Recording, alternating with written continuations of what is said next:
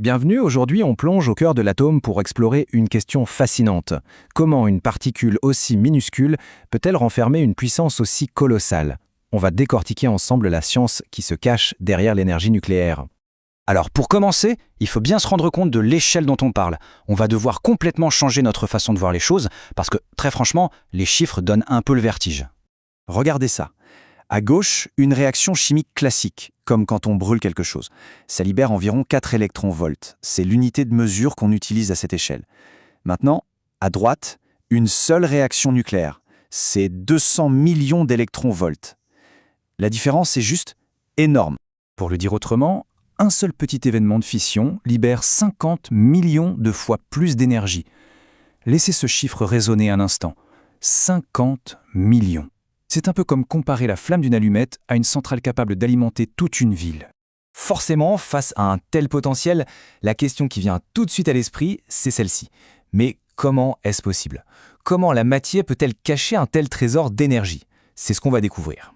Et voici notre plan de route pour aujourd'hui. On va partir de cette différence de puissance folle, on va zoomer sur le noyau atomique, voir comment on peut en libérer l'énergie, comparer les deux grandes méthodes, la fission et la fusion, et enfin, on terminera sur le concept clé de la réaction en chaîne. Allez, on commence notre voyage. Pour trouver la source de cette énergie, il faut aller voir au cœur même de la matière, là où tout se joue vraiment, à l'intérieur du noyau atomique. Alors, un petit mot de vocabulaire rapide, mais super important, nucléide. C'est un terme qu'on utilise pour être très précis. En gros, c'est la carte d'identité exacte d'un noyau, parce que comme on va le voir, un seul petit neutron en plus ou en moins, eh bien ça peut absolument tout changer. Et l'uranium, c'est l'exemple parfait pour illustrer le concept d'isotope. Regardez, l'uranium-235 et l'uranium-238 ont tous les deux 92 protons. Chimiquement, ce sont des jumeaux, sauf que l'un a 143 neutrons et l'autre 146. Et cette petite différence, ces trois petits neutrons, eh bien elles changent radicalement leurs propriétés nucléaires. C'est au cœur de toute la filière nucléaire. Alors le secret, il est là. L'énergie ne vient pas de nulle part. Elle est stockée dans ce qu'on appelle l'énergie de liaison.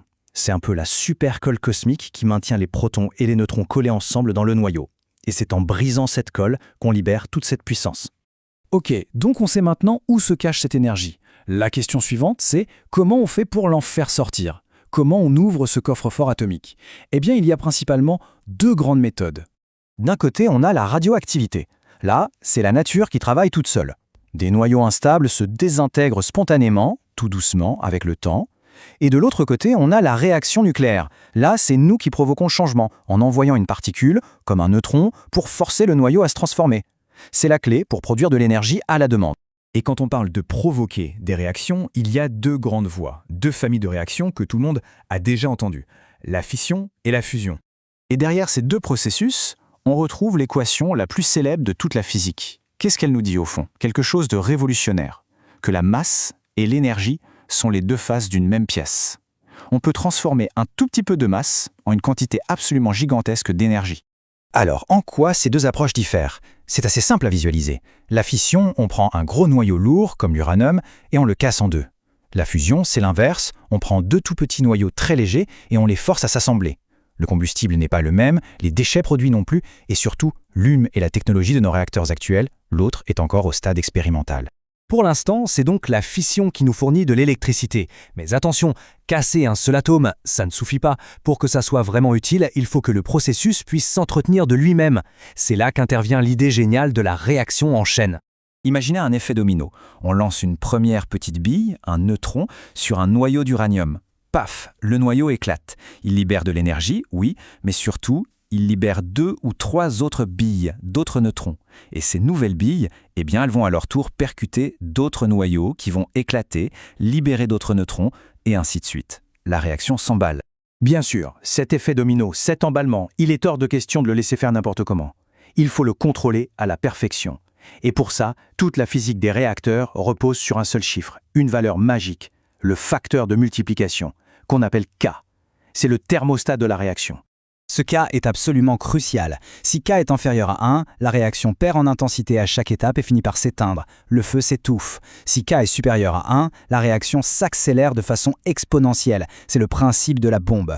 Et si, et seulement si, K est maintenu exactement à 1, alors là, on a un feu de bois parfait. Une réaction stable qui s'auto-entretient et produit de l'énergie en continu. C'est ça, un réacteur nucléaire en fonctionnement.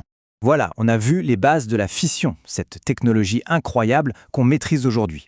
Mais bien sûr, le regard est déjà tourné vers l'avenir, vers le Graal de l'énergie, la fusion. Une énergie propre, quasi illimitée, puisée dans l'eau. La promesse est vertigineuse. Mais le défi pour y parvenir l'est tout autant. La question reste entière, quel est aujourd'hui le plus grand obstacle qui nous sépare du jour où on saura mettre, littéralement, le soleil en bouteille ?